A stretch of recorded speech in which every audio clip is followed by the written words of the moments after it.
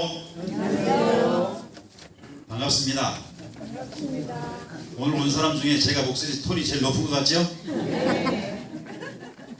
아니, 저 뒤에 들어오면서 오늘 제가 심각했습니다. 왜 심각했는가 하면 찬미를 부르시는 우리 리더분도 조용 찬미하시죠? 오늘 뭐 성만찬제시인 줄 알았어요. 그래서 긴장을 하고 사실 들어왔습니다. 긴장을 하고 들어왔는데 원래 예배 분위기를 그렇게 만들어 가기 위한 그 원래 모습이라는 사실을 제가 나중에서야 확인했습니다.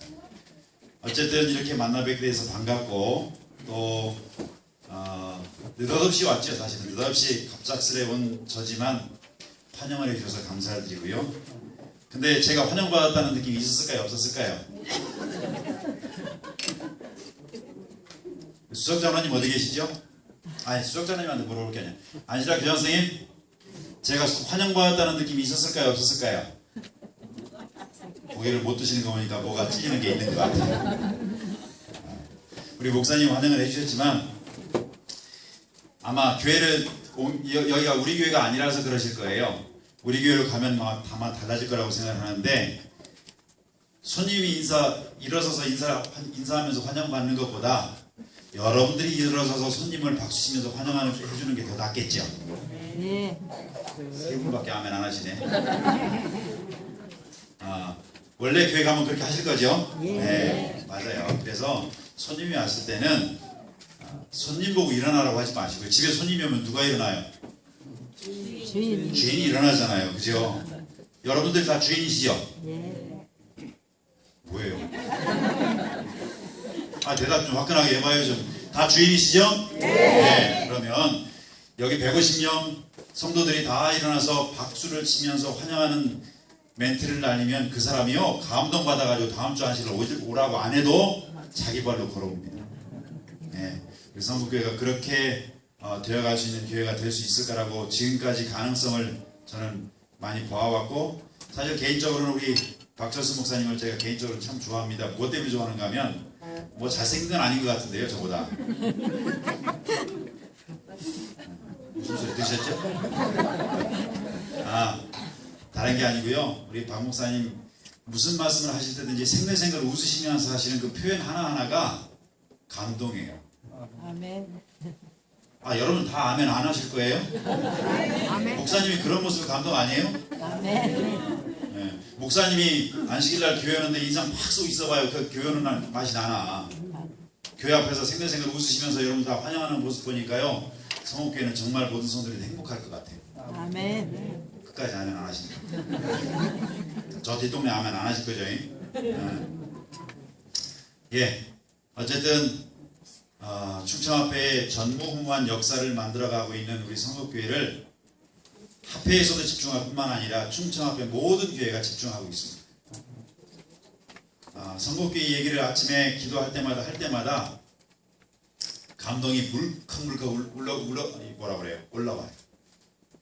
그래서 합회에 있는 가족들도 감동을 받고 정말 힘든 역사를 만들어 가지만 하나님께서 함께 하시는 역사라는 사실을 행정위원들도 느꼈고, 우리 목사님 와서 성동교회에 대한 브리핑을 하실 때 행정위원들이 다 감동받았어요.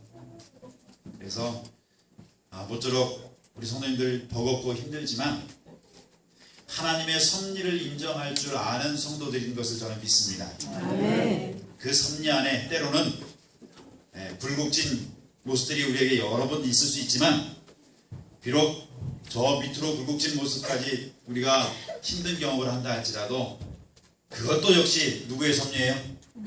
하나님의 섭리예요. 그 섭리 안에서 이루고자 하는 목적을 이루신 후에 하나님을 높이 찬양할 수 있는 우리 성목교회 모든 성도들 되기를 간절히 바랍니다. 큰일 났습니다. 시간은 11시 26분인데 제가 할 말이 다 할 수 있을지 모르겠습니다.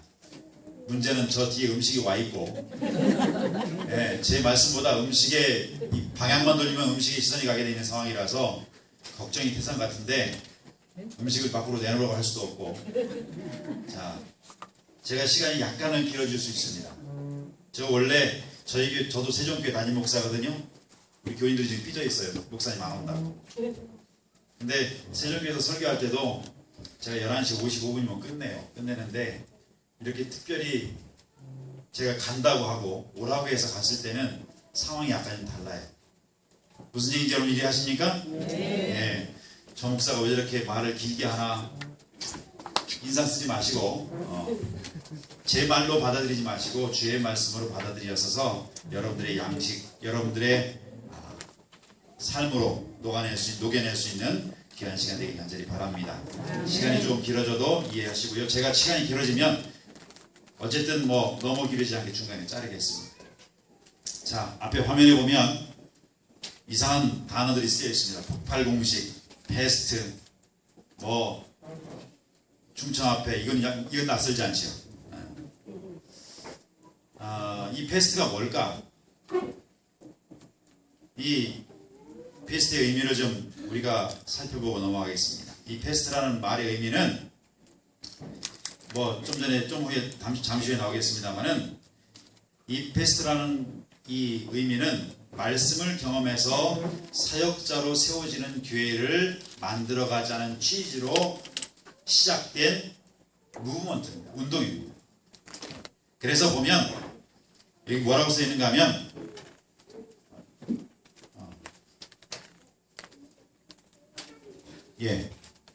하나님의 백성을 다시금 어디로 돌아가게 하는? 자, 찬양하신 우리 청년들 어디로 돌아가게 한다고요?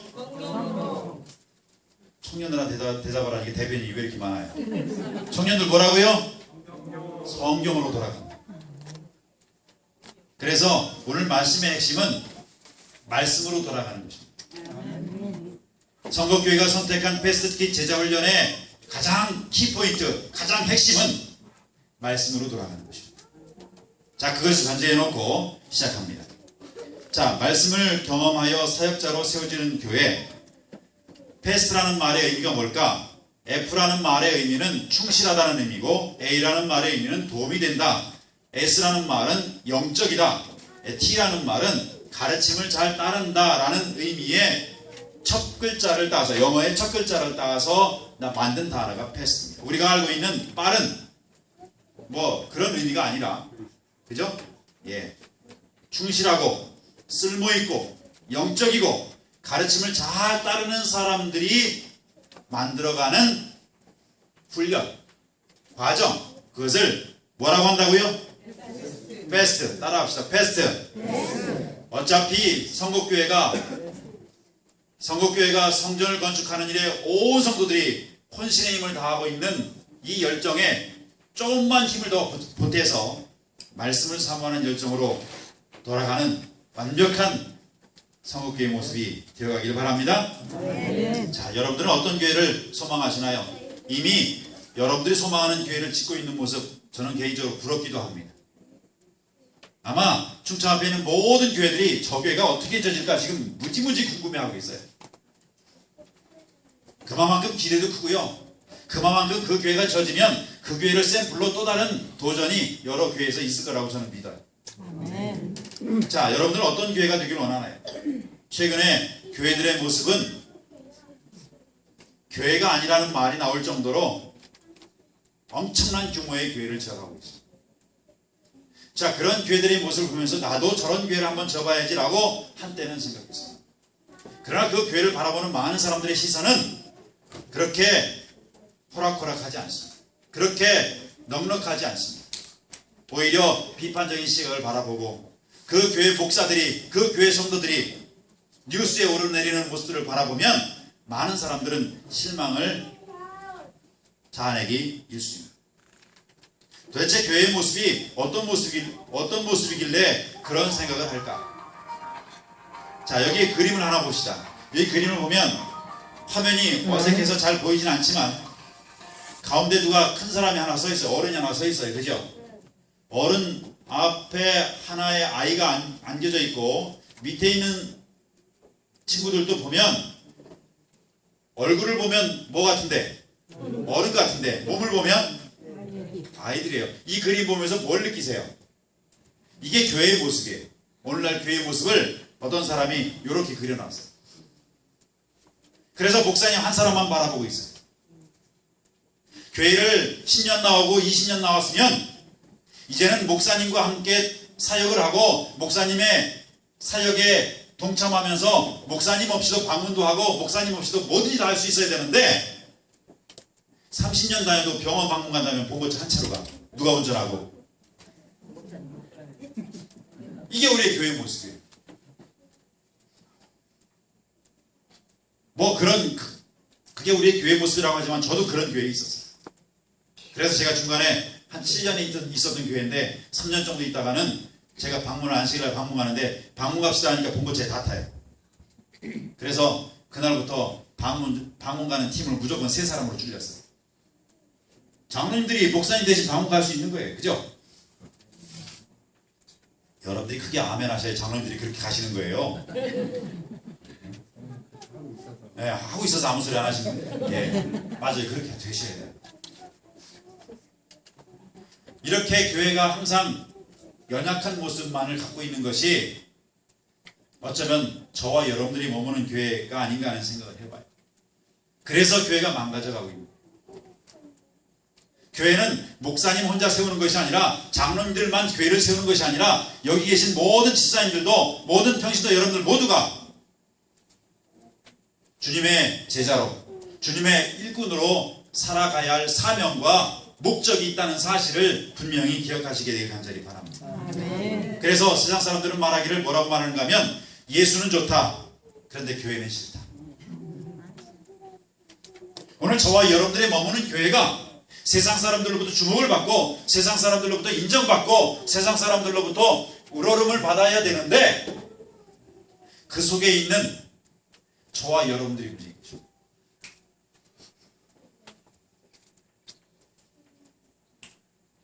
저는 이 표현이 참 마음에 감동을 받았습니다. 교회만 생각하면 밥을 먹지 않아도 배부르고 잠을 이루지 못해도 신이 난다. 우리 교회 목사님이 한 얘기가 아니에요. 이 단어를 여기까지 문장이 딱 끝나면 아멘 할 줄 알았는데 한 사람도 아멘 안 하시네.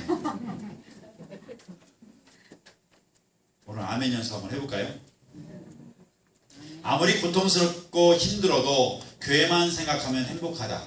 아멘. 교회는 세상을 움직이는 열쇠요 방향이요 정신이다. 아멘. 그래서 교회가 타락하면 세상이 타락하지만 반대로 교회가 살아있으면 세상이 희망이 넘친다. 아멘. 다 같이 읽겠습니다. 생기와 시작. 생기와 기쁨이 넘치고 능력과 기적이 역사하는 교회, 사랑과 은혜가 흘러넘치는 교회를 경험한 적이 있는가? 그 교회를 경험하는 성국교회 성도들이 되길 간절히 바랍니다. 아멘. 이미 여러분들이 경험하고 있다고 저는 확신합니다. 아멘. 교회를 짓느라고 너무 힘들어서 목소리가 작아졌는지 모르지만 그러나 여러분들의 모습 속에서 목사님이 보여주시는 만면의 미소가 사라지지 않는 한, 그죠? 이 교회는 영원히 행복한 교회가 될 것이라고 확신합니다. 아멘. 선지자도 우리에게 이렇게 설명하십니다.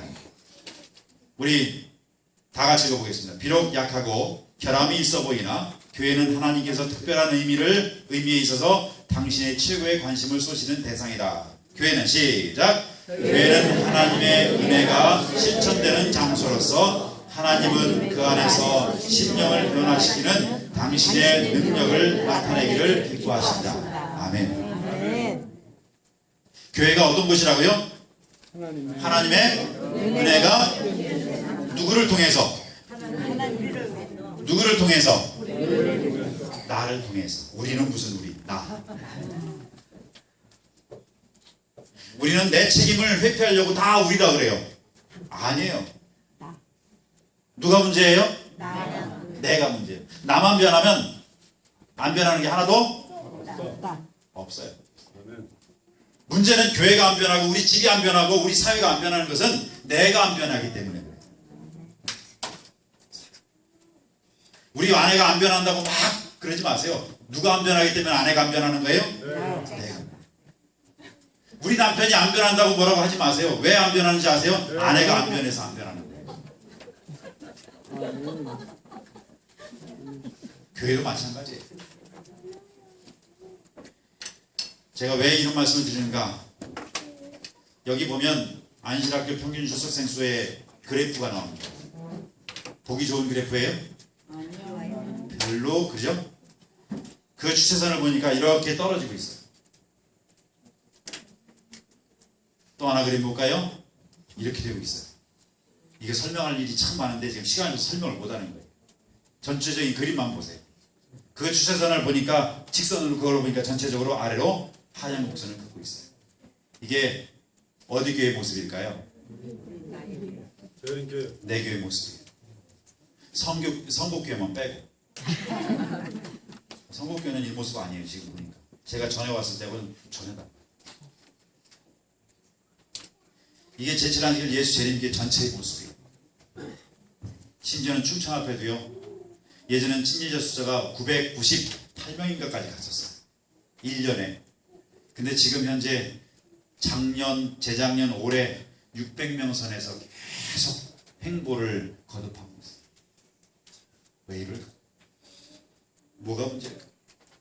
이런 모습을 지켜본 지도자 한 사람은 이렇게 표현했습니다.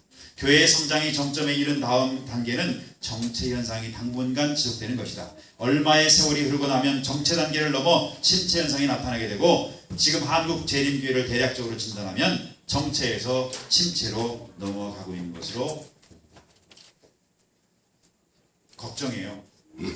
교회는 목회자들을 막 달려보는데요, 달라고 하시는데 한편은 목회자를 채용할 수가 없어요. 오히려 평신도 어른들 가운데 어떤 사람들은 목회자를 숫자를 반으로 빡 줄여야 된다고 생각해요. 막 그렇게 얘기를 해주셔요. 줄이면 합회는 좋아요. 근데 교회는요, 또 달라고 아우성해요. 어느 장단에 춤을 춰야 될지 지금 난감. 이 상황을 극복할 수 있는 방법이 뭘까? 교회 성장학자들은 이렇게 얘기합니다. 만일 교회가 성도의 숫자가 정체될 경우에 교회는 초점을 다시 맞춰야 한다는 것입니다. 만일 교회가 성도의 숫자가 감소할 경우에는 에너지를 새로 불어 넣어야 하고, 만일 교회가 상당한 숫자가 감소할 경우에 결국에는 구조를 바꿔야 되고, 만일 교회가 죽음의 상태에 이르렀다고 판단이 될 경우에 교회는 새롭게 시작돼야 됩니다. 이게 교회 성장학들이 하는 얘기야. 자, 뭐 비슷한 얘기입니다. 그래서 우리는 이 교회를 건강한 교회로 만들어 가기 위한 도전을 해야 되는데, 이 건강한 교회의 8가지 질적 특성이 있어요. 이 질적 특성을 다 설명할 수는 없지만, 사역자를 세우고 은사 중심적인 사역을 하고 열정이 넘치는 영성이 있어야 되고, 기능적으로 영감적으로 사람을 중요시하는 교회의 모습을 만들어 가야 된다라고. 이러한 모든 것들이 골고루 갖춰져 있는 교회를 건강한 교회라고 해요. 교회가 잘 젖은 교회가 건강한 교회가 아니라, 제자 훈련만 잘 되는 교회가 건강한 교회가 아니라, 목사님 설교만 제일 탁월한 교회가 건강한 교회가 아니라, 모든 것들이 골고루 갖춰져 있는 교회. 그 교회를 만들어가는, 그러기 위해서는 우리가 변화가 필요한데 패러다임의 전환이 좀 필요합니다. 패러다임이 뭐예요? 우리의 이론의 틀을 좀 바꿔야 된다는 얘기예요. 우리의 성장의 개념을 바꿔야 되고, 우리의 교회에 대한 개념을 바꿔야 된다는 거예요. 지금까지는 단지 친예를 중시하는 친예 중심에서 사역하는 일꾼을 만들어가는 교회로 우리가 패러다임을 좀 바꿔야 되고요. 프로그램에 집중했던 교회의 모습에서 사람을 중요하게 여기는 모습으로 바뀌어가야 되고요. 그런 모습으로 자꾸자꾸 우리의 어떤 생각의 전환이 필요한 거죠. 그래서 우리에게 도전이 필요한데, 그 도전이 뭔가? 패스트라는 거죠. 근데 왜 패스인가? 성경 말씀 하나 읽습니다. 자, 이번에 우리 청년들만 읽겠습니다. 다 같이 청년들과 어린이들 시작. 다시. 자, 청년들만 어른들과 같이 읽으라고 하니까 청년들이 박자를 못 맞췄어요. 청년들 시작. 다시요. 목소리가 그래가지고 되것이요. 안 보여요? 아무 데나 할 말이 없다. 자, 어린이들 다 같이 시작.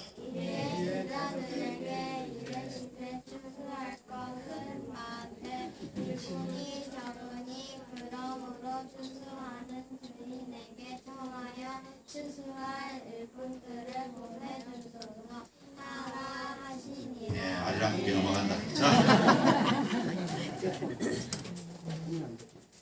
복음 전파의 열쇠는 네모에게 달려있다.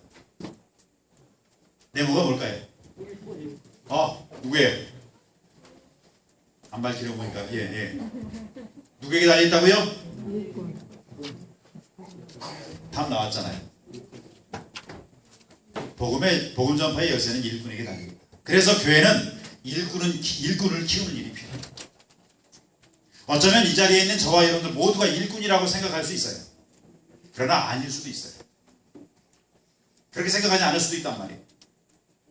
좀 잠시 후에 이제 그 얘기가 나올 텐데, 저는 이 말씀, 마태복음 9장에 있는 말씀을 읽으면서 고개를 갸우뚱해서 이게 무슨 말일까?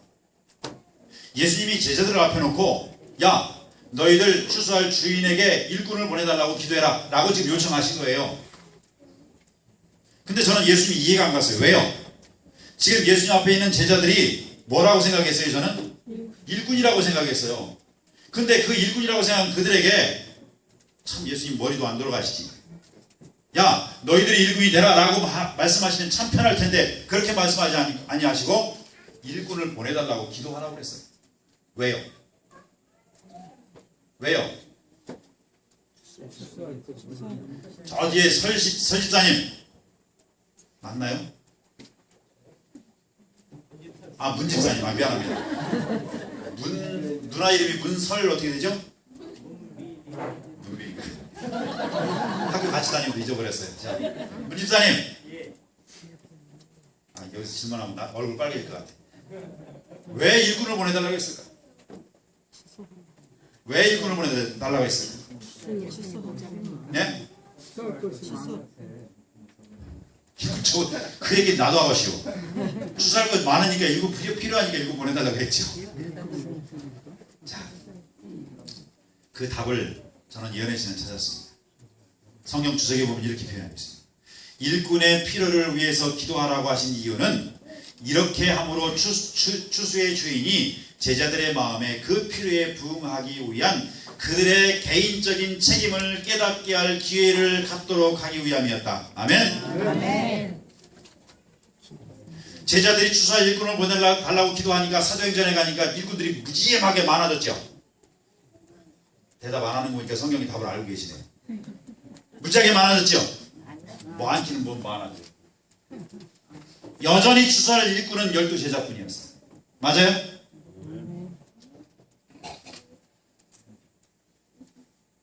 예수님께서 제자들에게 추수할 일꾼을 보내달라고 기도하라고 한 이유는 그렇게 간절한 마음으로 추수에 대한 간절한 영혼으로 기도할 때에 누가 일꾼이 되어가는 거예요? 누가요? 제자들이. 그래서 12제자들이 사도행전을 쓴 거 아니에요. 3,000명씩 5,000명씩. 주님께서 원하신 것은 제자들이 일꾼이 되길 원하셨어요. 아직은 제자였지만 뭐는 아니었어요? 일꾼은 아니었어요. 패스트킥 제자 훈련의 목적이 뭐냐?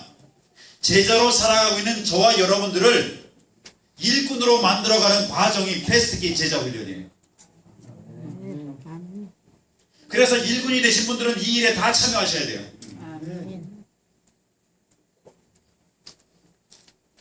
선자가 이렇게 말씀합니다. 이 지상의 하나님의 사업은 우리 교회의 교인으로 구성된 남녀들이 그 사업에 함께 동원되어 그들의 노력을 목사들과 교회 직원들로 더불어 연합시키기 전에는 결코 맞춰질 수 없다. 많은 네모들이 필요하다. 네모는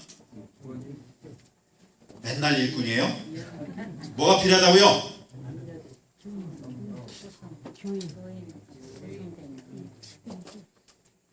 여기 성읍교회에 있는 모든 교인들이 그러므로 일꾼이 될 수 있고 이 일꾼들로 인하여 이 마지막 사업이 맞춰질 것이라고는 선자의 기별에 귀를 기울이게 되길 간절히 바랍니다. 아멘. 여러분들이 연합하지 않고는 여러분들이 한마음이 되지 않고는 이 일이 이루어질 수 없습니다. 여기 일꾼이 부족하고 일꾼이 부족하다는 표현을 선지자는 계속 말씀하면서 이런 말씀을 합니다. 일꾼들 곧 우리들의 신앙을 바르게 나타낼 열성과 충절이 있는 일꾼의 부족. 일꾼들, 그 일꾼들은 어떤 사람들인가? 우리들의 신앙을 바르게 나타낼 열성과 충절이 있는 사람. 더 쉽게 말하면 예수님 자랑할 수 있는 사람. 더 쉽게 말하면 교회 자랑할 수 있는 사람.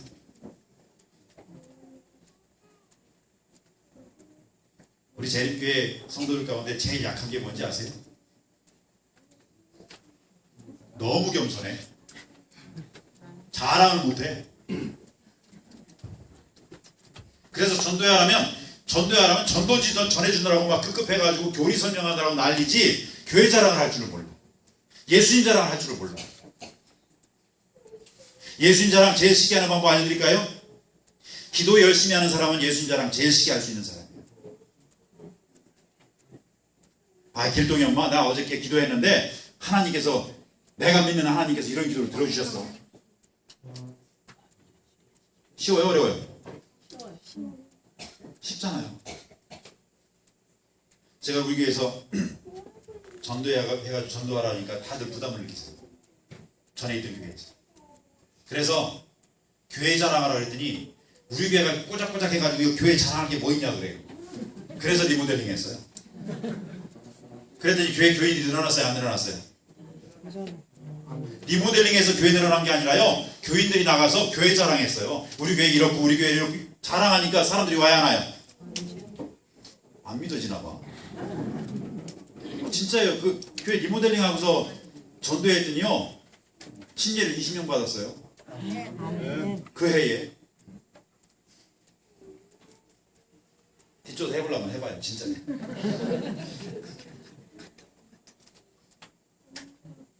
교회 자랑하고, 이 교회 자랑하고 예수님 자랑하고, 어디 가서 예수님 자랑하고 교회 자랑 못하면 제가 그랬어요. 목사님 자랑이라도 하라고. 우리 목사님 설교 자랑이라도 하라고.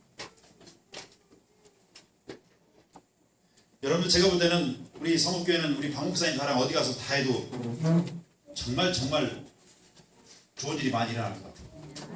여러분들 장로님 자랑만 잘해도 교회가 부흥한다니까요. 집사님들 자랑만 잘해도 교회가 부흥한다니까요.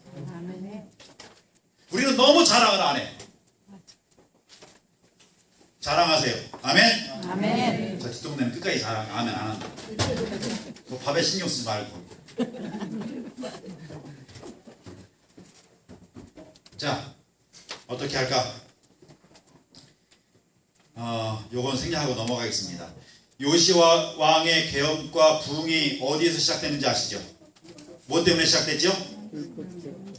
성전을 수리하다가 하나님의 말씀을 발견하고 하나님 말씀이 있었네 라고 발견한 거예요. 무슨 얘기인지 아시죠? 그리고 말씀에 집중했어요. 제사장들을 모으고 그리고 나서 개혁을 합니다. 느헤미야의 개혁운동도 역시 마찬가지예요. 하나님 말씀에서 시작됐어요. 결국은 말씀이에요. 신약시대의 개혁, 부흥과 개혁, 부흥 어디에 시작됐는가? 한 가지 예만 들어볼게요. 엠마오로 가던 두 제자가 있었어요.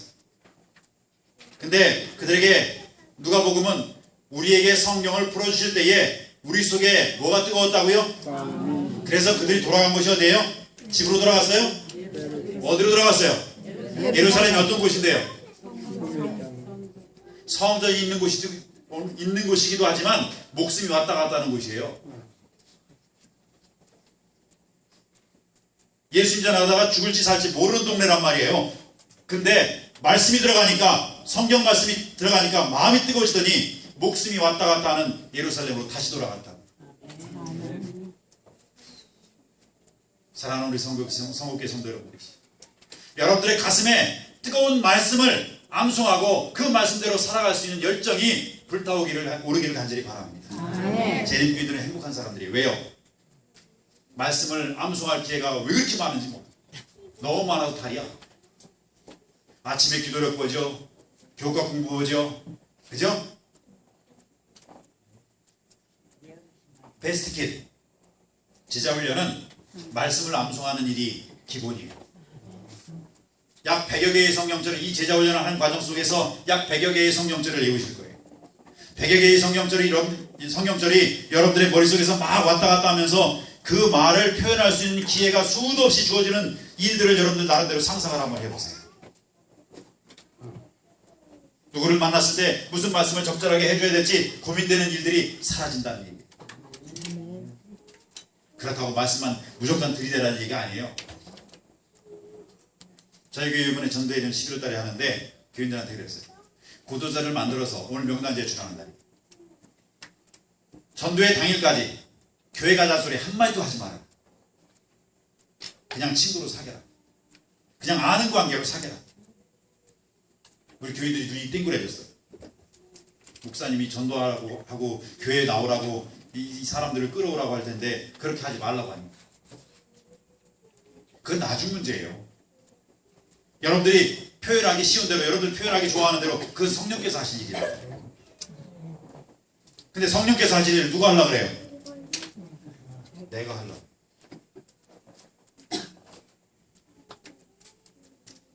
자, 뭐가 사람을 바꿨다고요?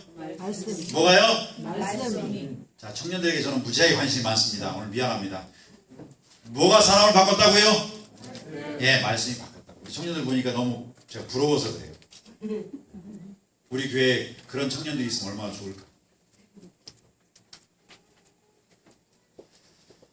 자, 초대교회의 그 폭발적인 부흥, 왜 오늘날 교회는 나타나지 않을까? 교회가 무언가를 놓치고 있다는 생각을 해보는데 다음 성경절을 보십시오. 너희 가르침을 예루살렘에게 가득하게 하니 두루다니며 복음을 전하세. 빨간 글씨만 있습니다. 천하를 어지럽게 하던 이 사람들이 여기에도 이렇다. 이 이야기들이 한 세대에 다 이루어졌던 일이에요. 한 세대. 다시 말해서 우리들이 복음을 전파하는 일들을 이 시대 안으로 마치고자 한다면 초대교회의 경험으로 돌아가지 않으면 안 되는 거예요. 한 번 전도하고 그걸 끝나면 된다 안 된다? 안 된다는 얘기예요. 여기 보면 가르침을 예루살렘에 가득하게 했다, 두루다니며 복음을 전했다, 천하를 어지럽게 했다는 이런 표현들은 한 번 해가지고 되는 일이 아니었단 말이에요. 내년부터 춘천 앞에서는 2사이클 5스텝이라는 선교 시스템을 구성해 갈 겁니다.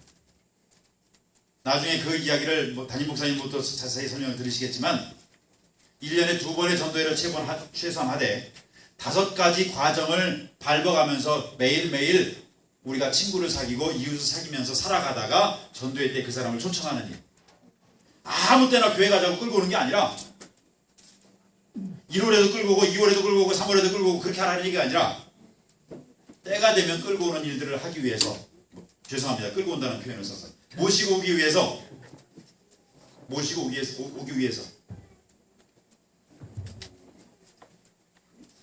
계속해서 그 일들이 반복돼야 된다.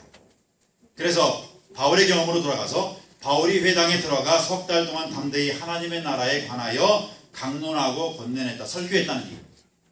근데 바울은 설교만 한 사람이 아니었어요. 바울의 선교 방법 두 번째는 처음에는 설교하는 거였지만 두 번째는 훈련하는 것이었다. 어떤 사람들은 마음이 굳어 순종하지 않고 바울이 전도하고 설교하니까 마음이 굳어져가지고 받아들이지 않아요. 그러니까 바울이 실망하고 집으로 돌아간 게 아니라 어떻게 했다고요? 무리 앞에서 그 도를 비웃건을 바울이 그들을 떠나서 비방하는 사람들을 떠나서 뭐 했다고요? 제자들을 따로 세우고 두란노 서원에서 날마다 강론해. 제자 훈련. 우리도 마찬가지입니다. 선교의 돌파구가 보이지 않고 전도가 되지 않는다고 하는 이 시점에 우리가 할 수 있는 일이 또 하나 있다면 그것은 바로 제자훈련. 그래서 담임 목사님께서 이 일을 위해서 기도하셨고 그 담임 목사의 호소에 여러분들이 11명이 신청하셨다고 그러는데 앞으로 이 일들이 더 많이 신청되어서 더 많이 이 교회가 함께 나가는 그러한 계획과 그러한 훈련의 과정들이 되길 간절히 바랍니다. 현장에서 바울은 2해 동안 같이 하니 아시아에 사는 자는 유대인이나 헬라인이나 다 주의 말씀을 듣다. 자, 설교하다가 비방하니까 제자를 세워서 훈련을 시키고 나니까 일어난 결과가 뭐냐? 유대인이나 헬라인이나 아시아에 사는 모든 사람들이 주의 말씀 뭐했다? 제자훈련을 마치고 나니까 제자훈련을 통해서 바울이 혼자 나가 전도한 게 아니라 훈련하고 내보내고 훈련하고 내보내고를 반복한 거예요. 계속. 성경에 등장하는 인물은 바나바, 바울 몇 명에 불과하지만 바울의 사역 속에서 제자를 만들어서 계속 내보내는 일은 계속되었습니다. 그래서 여기 표현대로 아시아, 유대인이나 헬라인이나 모든 사람들이 다 들었다 하고 있습니다. 이 시간에 이 선거 지역에서 이게 30분이죠. 선거 지역에서 우리가 하고자 할 복음의 사역이 맞춰지기 위해서는 목사님 혼자서 열심히 뛰어서 되는 것도 아니고 온 성도들이 한 마음으로 되어서 함께 움직여 가야 합니다. 그래서 목사님이 뭐 하자, 교회 재직들이 뭐 하자고 하면 너나 할 것 없이 다 따라가야 돼요. 목사님이 힘이 버거울 정도로 따라가시기 바랍니다. 장로님들이 힘이 버거울 정도로 따라가시기 바랍니다. 그렇게 하시라. 그래서 정리합니다. 바울의 선교 방식은 복음을 전하는 것과 훈련하는 것을 겸했고 그 결과로 이 아시아에 있는 유대인이나 헬라인 모두가 주의 말씀을 들었다라고 합니다. 결국 바울은 일꾼을 키웠습니다. 그 일꾼을 키운 결과로 폭발적인 성장을 가져왔습니다. 그래서 일컬어서 폭발 공식이다라고 합니다. 그 폭발 공식이 뭐다? 전도하는 것이고 전도 플러스 전도 더하기 훈련을 하니까 전도가 폭발적으로 이루어지더라. 선거교회가 그런 모습이 되기를 간절히 바랍니다. 자, 다 넘어가겠습니다. 예수님의 말씀 가운데 마지막 사명으로 이야기하죠. 우리가 다 알고 있는 성경절입니다. 그러므로 너희는 시작. 그러므로 너희는 가서 모든 족속으로 제자를 삼아 아버지와 아들과 성령의 이름으로 침례를 주고 내가 너희에게 분부한 모든 것들을 가르쳐 지키게 하라. 볼지어다 내가 세상 끝날까지 너희와 항상 함께 있으리라 하시니라. 주님께서 세상 끝날까지 저와 여러분들과 함께 있겠다고 하신 이유는 여러분들이 전도할 때 함께 하겠다는 말씀이에요. 시도 때도 없이 아무 때나 함께 하겠다는 말씀이 한 것이 아니라 복음을 증거하는 일에 여러분들이 열정을 보이면 주님께서 여러분들과 끝까지 여러분들의 발걸음을 인도하실 것이다. 그래서 우리가 간증할 때 그런 표현하지요. 생각지도 않았는데 그 사람이 교회 가겠다고 했더라. 그죠? 주님께서 함께 하시기 때문에 가능한 것이다. 그래서 주님께서 우리에게 말씀하실 때는 두 가지를 말씀하셨어요. 아버지와 아들과 성령의 이름으로 제자를 삼아 이름으로 심례를 주고 전도하라는 얘기예요. 내가 너에게 분부한 모든 것을 가르쳐 지키게 하라. 뭐 하라고요? 훈련시키라.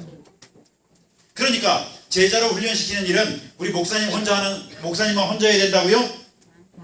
아니에요. 여러분들이 제자로서 훈련을 받았으면 훈련받은 즉시는 아니라 할지라도 3번이나 4번 정도 훈련을 받다가 목사님으로부터 훈련받는 과정 속에서 그 훈련받은 과정 내용을 내가 훈련시킬 사람을 하나 선택해서 그 사람을 똑같이 훈련시키는 거예요. 목사님 나는 교리도 모르고요. 성경 가르칠 줄도 모르고요. 천만의 말씀이에요. 그래서 제가 들고 나왔어야 되는데 그 책을 안 들고 나왔네요.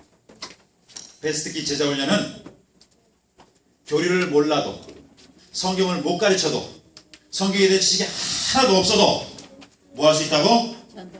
가르칠 수 있다.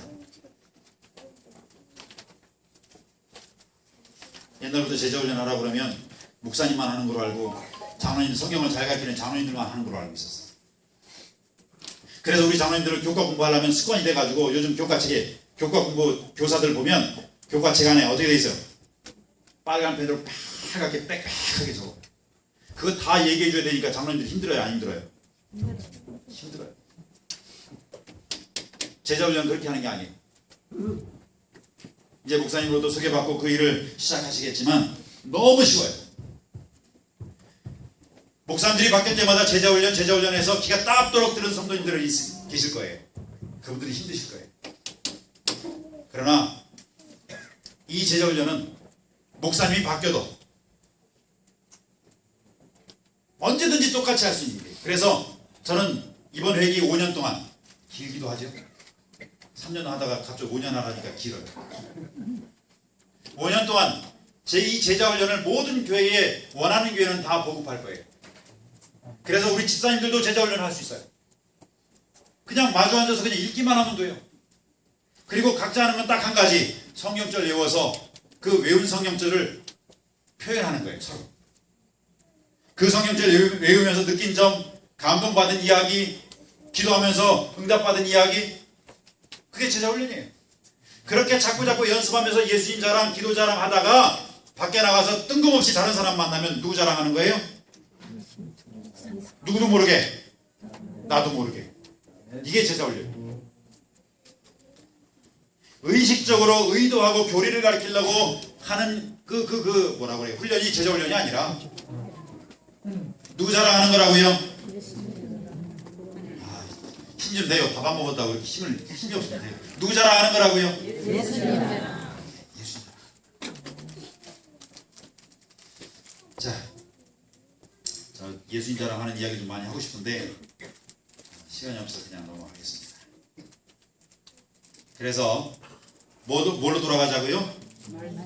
자, 맨 위에 제목 뭐로 돌아가자? 말씀으로. 어디 말씀이에요? 뭐로 돌아가자? 주의 말씀. 틀린 말은 아닌데 제가 의도하는 건 이거예요. 지금 졸고 있는 거예요. 뭐 귀만 열려 있는 분이에요. 그분. 자, 말씀으로 돌아가자고요. 여기 보세요. 다 공통점이 뭐예요? 여기도, 여기도, 여기도, 여기도, 여기도, 여기도. 제자가 되는 것은 말씀으로 돌아가는 거예요. 아멘? 아멘. 제자가 되는 것은 말씀대로 사는 거예요. 말씀이 육신이 되어 우리 가운데 거하셨던 주님을 누구를 통해서? 나를 통해서 재현해내는 거예요. 그게 제자훈련이에요. 교리 잘 가르치는 게 제자훈련이 아니에요. 어디 가서 다른 얘기는 하지 마세요. 충청 앞에 선교부장이 그러는데 교리 잘 가르치면 안 된다더라. 나중에 또 그렇게 말해. 또 어디 가서. 그 얘기 아니에요. 자, 그래서 성경 중심으로 돌아가는 교회. 자, 이 도표를 보고 이제 설명을 하고 제가 마칠게요. 하고 싶은 얘기 반도 못했어요. 자, 그래서 패스트라는 제자훈련이 이러한 코스웍을 가지고 진행되어가는 패스트 제자훈련인데, 영적 성장 4단계, 영적으로 성장하는 단계별로 제자훈련이 이렇게 이루어져야 된다라고 하는 것을 보여주는 것인데, 자, 첫째는 불신자예요. 불신자는 뭐예요? 성경에 보면, 베드로전서에 보면 거듭난 것이 썩어질 씨로 된 것이 아니요 썩지 아니할 씨로 된 것이니 그 씨가 뭐다? 그 씨가 뭐다? 하나님의 말씀으로. 그래서 불신자는 하나님의 말씀을 듣는 사람이에요. 하나님 말씀을 듣고 말씀으로 세워진 사람이에요. 정으로 세워진 게 아니에요. 인정으로 세워진 게 아니란 말이에요. 그 사람이 교회에 왔다는 이야기는 여러분들이 인정하든 인정하지 않든 그 사람은 말씀 때문에 교회에 와 있는 사람이에요. 아멘? 그러면 이제 태어난 거예요. 이 말씀을 받아들인 사람이 두 번째, 이제 영적 아기로 태어나는 거예요. 이 영적 아기는 뭐 먹고 커야 돼요? 아가씨, 아기는 뭐 먹고 커야지? 그러니까 이게 문제예요. 옛날에는 뭐 먹고 커야지 그러면 젖 먹고 커야 된다 그랬는데 요새는 우유야. 걱정이 태산이에요. 여러분들 이거 웃을 일이 아니에요. 정말이에요. 지금 저기 가정 조용히 해. 가정 세미나 시간은 아니지만 애들 입에서 우유 이렇게 자연스럽게 나오잖아요. 이게 왜 이런지 모르겠어요. 엄마들이 직장 때문에 젖을 못 먹여요. 그런지 모르겠어요. 저는 나중에 따지자고요. 시간이 이따가요. 네. 시간 길어져. 그거 따지기 시작합니다. 자, 어쨌든 아기는 우유를 먹든지 뭐 젖을 먹든지 어쨌든 젖을 먹고 가야 돼요. 그죠? 네. 교회에 들어오면 교리부터 가르쳐가지고 막 뭘 만들려고 하지 마시란 말이에요. 젖만 먹도록 해주세요. 여러분들의 사랑을 먹여주시란 말이에요. 그죠? 자, 그렇게 큽니다.